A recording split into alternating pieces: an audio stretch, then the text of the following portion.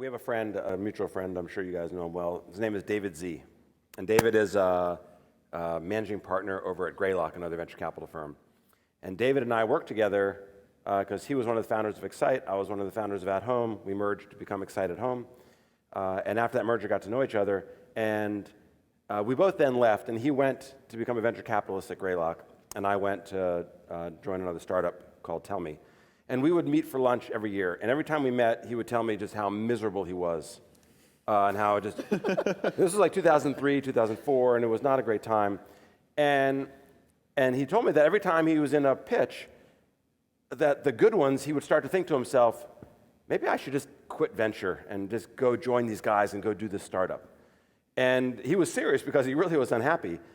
And kind of 5 years later, he realized that his measure as to whether he should invest or not is whether he actually starts to think seriously to himself, should I just leave my job and go do this? Yeah. And that is his line, that is his watermark. And I think there is something about, I think there's a lot to gut, which is just, for me it's, do I keep thinking about the idea?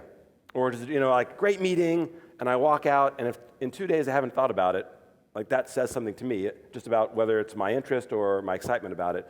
And if 2 days later, I find myself talking to other people about it and mentioning it to my wife, and I'm on the baseball field talking to another coach, and I tell them about it, I start to think, you know what, there's something to this. And I guess that is, at some level, thin slicing from Malcolm Gladwell or gut. And it is much more that than some logical matrix that I'm thinking through that's going to get me to an answer.